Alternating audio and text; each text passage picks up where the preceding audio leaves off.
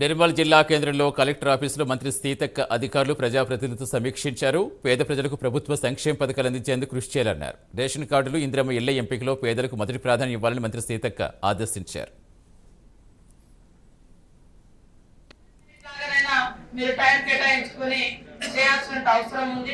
ఇందులో దాదాపుగా 80% ఈ డిస్ట్రిక్ట్ నుంచి ఎలిజిబిలిటీ ఉన్న వాళ్ళు అందరూ ఉంటారు.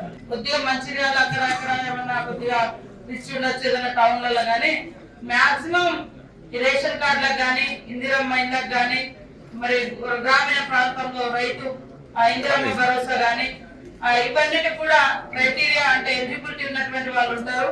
కాబట్టి అధికారులు కూడా కొంచెము మరి టైట్ కాకుండా పేదవాళ్ళ విషయంలో కొంత ఫ్లెక్సిబుల్ గా ఆలోచించాలి, మానవతా దృక్పథంతో ఆలోచించాలి. పేద ఇల్లు దూరం ఉంది కాబట్టి అక్కడ దాకా ఎందుకు పోవాలని వదిలిపెట్టాలి.